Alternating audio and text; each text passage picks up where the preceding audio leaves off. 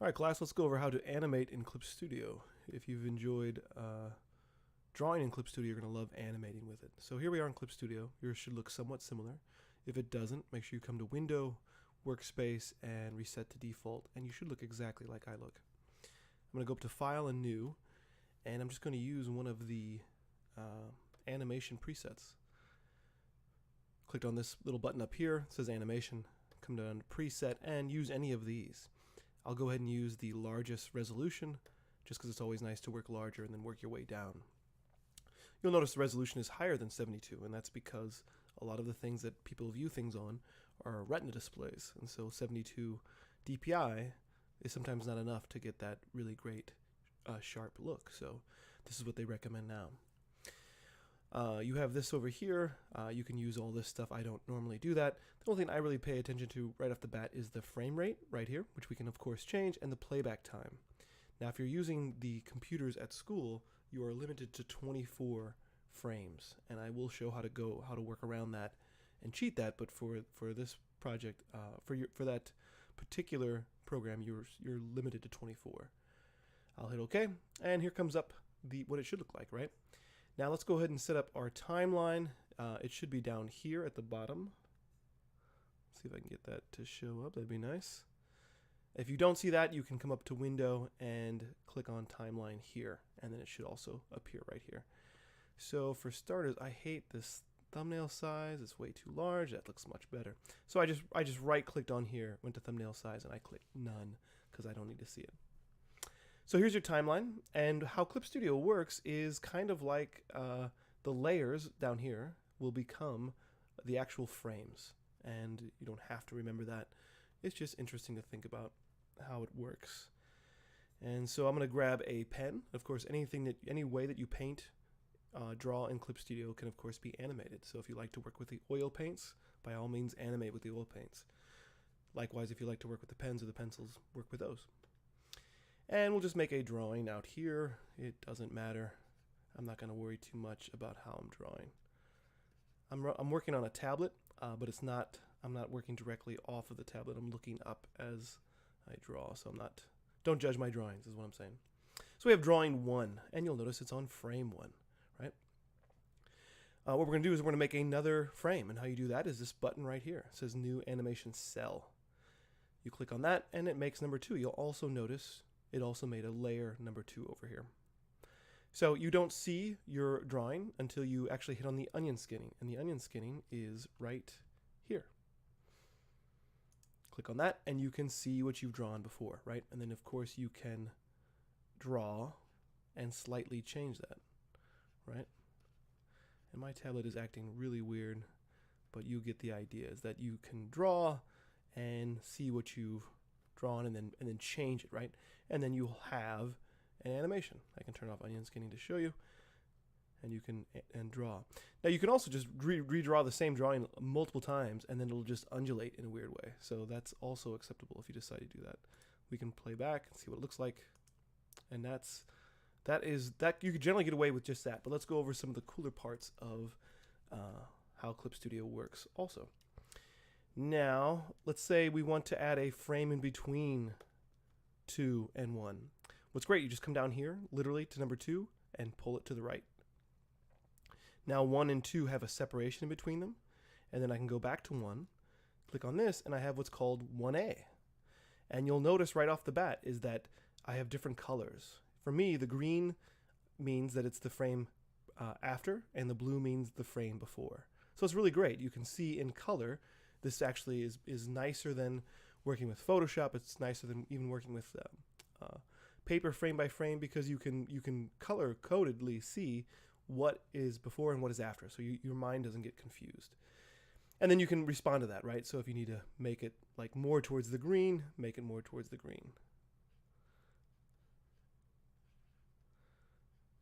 And since I'm here and I am having some tablet trouble, so I'll show you. If it ever appears for you too, we can come up here to Edit, and I'm looking for Preferences. Let's see, or maybe it's under File. I always forget, apologies. Go to Preferences, there we go, and Tablet, and we can try a different tablet setting, see if that makes it better. Nope, I made it worse. So we'll revert back to there. But if you have some tablet problems, you can try that. I might just need a hard reset of everything here. All right, so yeah, I'm having major problems with the tablet. I'm gonna switch to the mouse so my drawings will be even worse, if that's even possible. All right, dude, whatever. So yeah, so that's that, right? You can keep adding frames this way, and you can, of course, pull these frames around, right? Now, let's say you have a drawing. I'll turn off onion skinning. And you made it very complicated, it has lots of cool stuff, whatever. And you want to make just a slight change to that. So here's how you do that. You have to make a duplicate of this layer, because if you change 2, it will always change number 2. And so what I did is I put this thing up here on, should be on all computers. If it's not, let me know and I'll show you. I put duplicate layer in the top menu bar here. And when you do that, it's going to make a duplicate of 2, and in my case, call it number 3. And then I'm going to go forward, right click, and click on 3. That's how I go to 3. And then on this new drawing is where I could make, oh, now my tablet's working, whatever. Digital art, I tell you, right? So it's kind of cool. So if you make an intricate drawing, you just want to make slight changes, right? You can do it this way, and so that's what we have. And so we go from 2 to 3. If you don't do it this way and you alter 2, it will alter on the original 2 also. So be careful of that. All right, that's the basic premise. Let's go over some of the finer points within.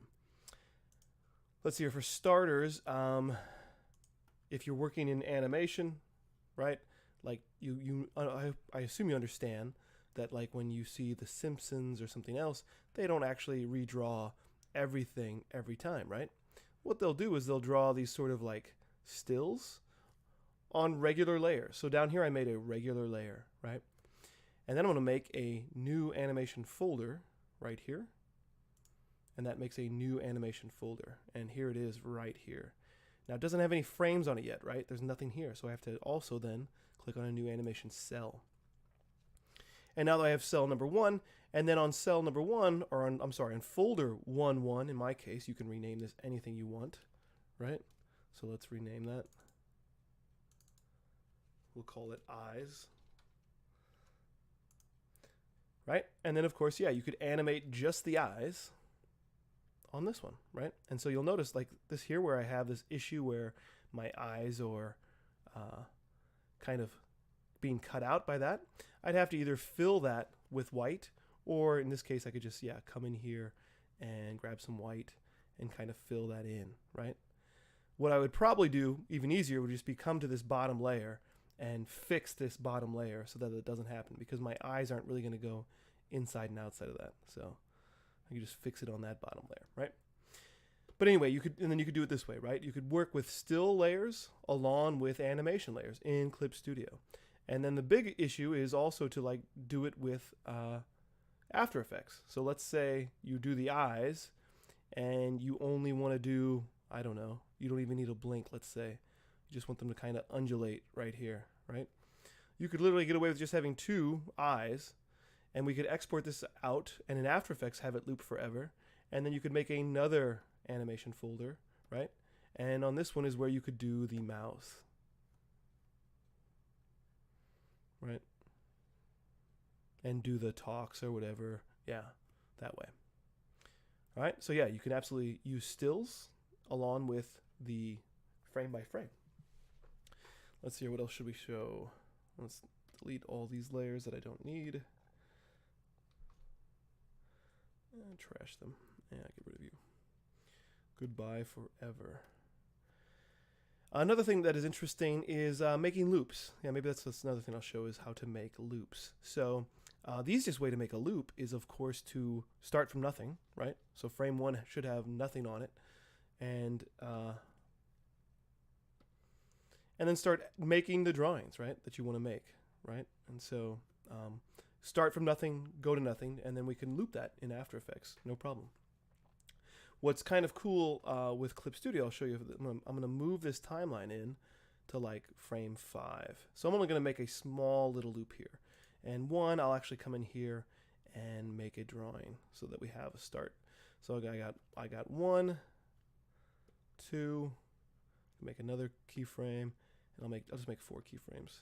2, And whatever I want this like shape to move around. It doesn't matter. Oh my goodness, this tablet.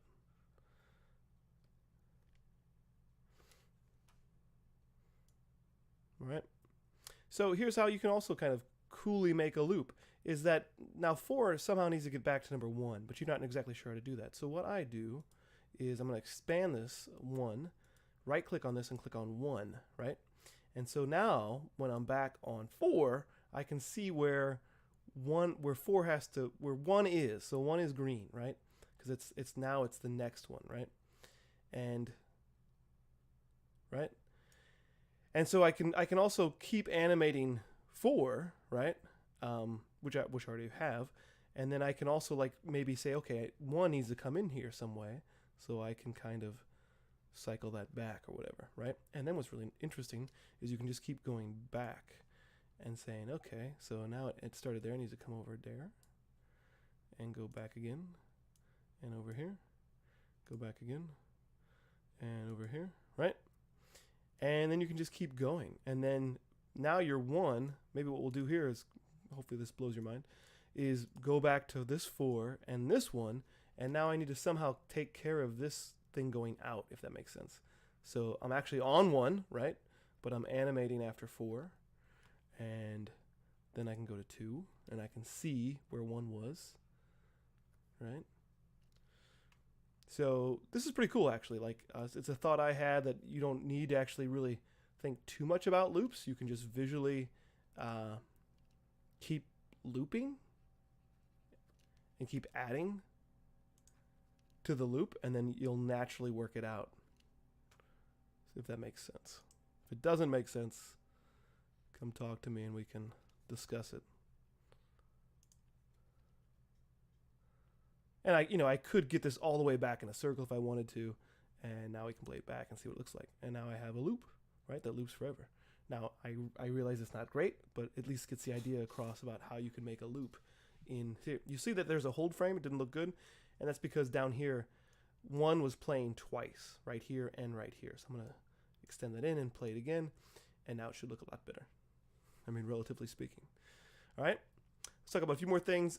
Frame rate, all that stuff can be changed up here in animation, and so if you go to timeline, you can change your frame rate here, and where'd you go? I should be able to change your frame rate. Where are you? All right. That's not funny. All right, so it went somewhere. I don't actually know where it went. That is hilarious. But yeah, you can change your frame rate that way. Sorry, I'm having some technical difficulties here. Yeah, animation, timeline, change frame rate is where you can change if you want to change it to 10 frames per second, 12 frames per second, etc. And that should be kind of it getting started. I'm sorry. Let's do one more thing. I'm going to show you, like, let's say you're animating, and I'm not going to spend much time here, but like you can either try, let's say we need to fill this with a color. You can try to just fill it here on the same layer. If that doesn't work for you, for whatever reason, like there's some gaps, there's some feathering, what you might have to do sometimes is you might have to actually make another animation folder underneath with more cells that are just doing the coloring. And so you can try the paint bucket tool, or if you need to in some parts, you can just use your pen tool to fill in the color. And you can be kind of, you can even be kind of fun and loose with this where it's like off-centered if you want that look, right? So that's if you need to color things for the animation. And again, all these things can be animated and, rendered out and sent to After Effects, to Loop Forever, to Move, to connect it to a face, to rotoscope, whatever. One more thing that I think I'll show you since you're here, since I'm talking, is how to cheat this Clip Studio with only 24 frames. So mine, I have the more expensive version because because I'm special. But let's say you're animating, right? And I'm going to go to folder 1 here and I'm going to come out here and add another key. You get to like the end, right, where you can't animate anymore. So you have a drawing and it's going great, but you need a few more frames or 20 more frames. It doesn't matter. Here's how you cheat in. Clip Studio with only 24 frames. So you're finished with this folder. This folder is full. Pretend it's full with frames. Can't go any further. We're gonna make another animation folder. We're gonna make a new animation cell, and then what I would do is I would probably turn down the opacity of this one here, so it kind of acts as a onion skin, and then you can make the next drawing, right? And then turn off this back folder and drag one all the way back, and now you can start again with onion skinning, right? And then continue your animation. And you could essentially continue this forever. So there's no real need to spring for the version that allows you to have unlimited frames. And then when you're done, you just render out these separate folders one by one and then bring them into either After Effects or Premiere or whatever editing software you want to use. And that should be a good intro into Clip Studio. Thank you.